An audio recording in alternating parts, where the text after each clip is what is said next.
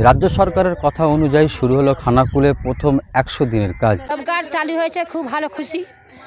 মোটামুটি job card করছি, বছর পাঁচেক পরে আরও বেশি হবে। জব কার্ডের যে কাজটা চালু হয়েছে খুবই আনন্দিত। কিন্তু বেশ কিছু কঠিন আনা হয়েছে, যেমন শুরুতেই বায়োমেট্রিক অ্যাটেন্ডেন্স, তার 4 ঘন্টা পরে আবারও বায়োমেট্রিক অ্যাটেন্ডেন্স এবং মাটি মেপে কাজ সময়েই বেঁধে দেওয়া হচ্ছে। এর জন্য কিছুটা যারা জব কার্ড হোল্ডার কাজ করছে তারা অস্বস্তি বোধ করছে যে এত নিয়ম কি করে মানব। হ্যাঁ, আমরা কাজ চেয়েছি না ঠিকই, তো আমরা এরকম কাজ চাইনি। আমরা কাজ চেয়েছি না, আমরা যেমন করে কাজ করছি না আমরা সেরকম কাজই চেয়েছি না। এখন রোদ্দুরের দিন লোক কী করে মাপের কাজটা করতে পারবে আপনারাই বলুন।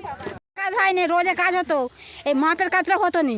যেমন করে খুশি আমরা নিজেরা যতটা পারবো, নিজেদের যতটা সাধ্য আমরা ততটা সেইভাবে কাজটা করবো। তবে এই রোদের তাপেতে আমরা এত ফুরনের কাজ করতে পারবো না। এমন কথা তেমন কাজ। রাজ্য সরকারের কথা অনুযায়ী শুরু হলো খানাকুলে প্রথম 100 দিনের কাজ। হুগলি জেলার 3টে গ্রাম পঞ্চায়েতের মধ্যে খানাকুল 2 নম্বর গ্রাম পঞ্চায়েতে প্রথম 100 দিনের কাজ শুরু হলো।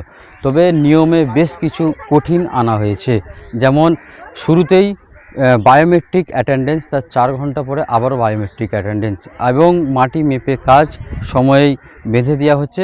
এর জন্য কিছুটা যারা জব কার্ড হোল্ডার কাজ করছে তারা অস্বস্তি বোধ করছে যে এত নিয়ম কি করে মানব। তবে এই যে সরকার, বিগত সরকারের যে দুর্নীতির রাশ টানতেই এই সরকার এত কড়াকড়ি নিয়ম।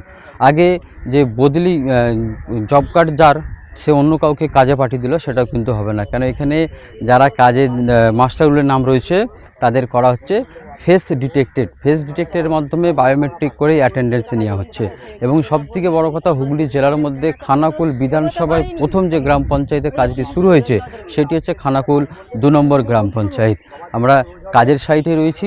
এখানে নৌদনারায়ণপুরে খাস জায়গার ওপর রঙিন মাছ চাষ করার জন্য পুকুর খনন করা হচ্ছে। এই পুকুর খননের কাজেই শ্রমিকরা লেগেছে এবং এই কাজের বিষয় নিয়ে কী কী রয়েছে সবটাই তুলে ধরবো খানাকুল 2 নম্বর গ্রাম পঞ্চায়েতের প্রধান সরস্বতী দাসের বক্তব্য।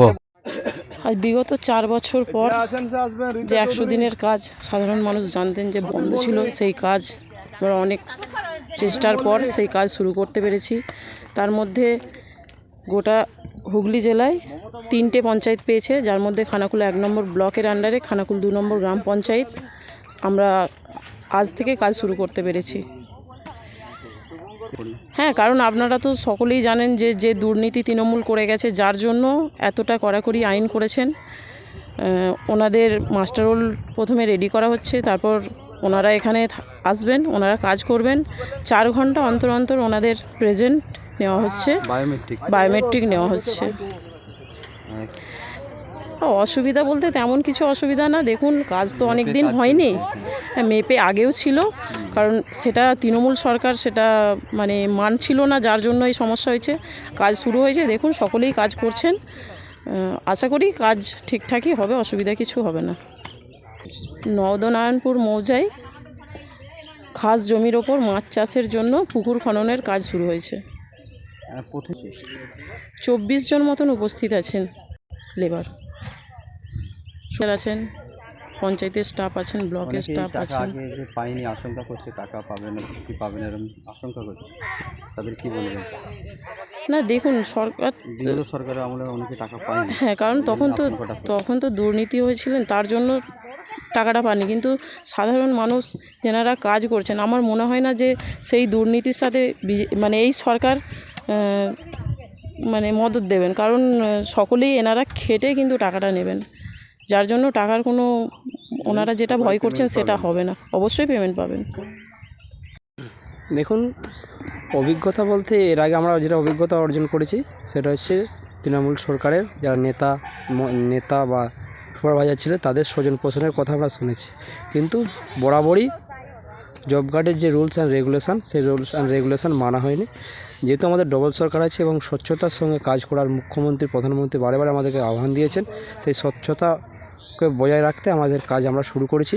হয়তো সাময়িক যারা কাজ করছেন তাদের মনে একটা ভয়ভীতি আছে, কারণ তারা বুঝতে পারছে না কি নতুন ক্রাইটেরিয়া, হ্যাঁ কাজের যে নিয়ম নিয়ে সেই নিয়ে প্রশ্ন আছে। কিন্তু যারা সত্যিকারের কাজের সঙ্গে যুক্ত বা জব কার্ড কাজটা করেন, তাদের কাজ যারা দ্বিগুণ হয় বা তার কাজটা সঠিক আরও পরিমাণে বাড়ে, সেই জন্য কিন্তু এই পদ্ধতি, আর যারা প্রকৃতভাবে আমাদের নেতাদেরকে জব কার্ড দিয়ে বাড়িতে নেতা বা সরবাজার ঘরে জব কার্ড রেখে এসে পয়সা ইনকাম করেছে, তাদের কিন্তু দিন শেষ। এবং অলরেডি আমাদের জিপি থেকে আমরা এখনও পর্যন্ত প্রায় 2600 মানুষের জব কার্ড আমরা এখনও চিহ্নিতকরণ করতে পারছি না তারা আমাদের আদৌ সেই মানুষগুলো আমাদের জব কার্ডের মানে প্রকৃত মানুষ আমাদের আছে কি না। 2600 অলরেডি কার্ড হোল্ডার কিনা। হ্যাঁ, কারণ তাই সেই জন্য আমরা পঞ্চায়েত বা ব্লক এবং এসডিও থেকে শুরু করে প্রত্যেকটি দপ্তরে আমরা 2600 মানুষের নোটিফিকেশান করে আমরা প্রত্যেকটা গ্রামে আমরা ঝুলিয়ে দিয়েছি। সেই মানুষগুলো যদি থাকে তারা ইকেওয়াইসির মাধ্যমে তারা জব কার্ডটা অন্তত রিনিউ করুক। সেই কাজ কিন্তু এগুচ্ছে না, কারণ আমরা সেটা বুঝতে পারা যাচ্ছে যে এই মানুষগুলো জব কার্ডের সঙ্গে কোনো দিনই যুক্ত ছিল না। এইগুলো বিগত সরকার যারা ছিলেন তারা কিন্তু সেগুলোকে অপব্যবহার করে মানুষের যে রুজি রোজগার থেকে যারা প্রকৃত মানুষ তাদের কিন্তু ক্ষতি করে গেছে। এবং আমরা আশা রাখবো যে হুগলি জেলাকে নিয়ে আমাদের স্টেট তথা সেন্ট্রাল যে অবজেকশন দিয়ে গেছিলো সেটা পুনরুদ্ধার করে আমাদের পঞ্চায়েত স্বচ্ছতার মধ্যে কাজ করবে। এবং যারা আমরা আহ্বান করবো যারা কাজ করতে আসছেন প্রত্যেকটি জব কার্ড হোল্ডারকে অনুরোধ করবো আপনারা ভয়ভীতি করবেন না, কোনো ভীত প্রদর্শন আপনারা রাখবেন না। সরকার তার গাইডলাইন্স মেনে কাজ করবেন এবং আমরা পঞ্চায়েতের পক্ষ থেকে যে ব্লকের পক্ষ থেকে যা পূর্ণ সহযোগিতা লাগে যাতে মানুষ তার প্রাপ্য কাজ করে তার প্রাপ্য যে আর্থিক সহায়তা পায় তার সুযোগ সুবিধা করবে।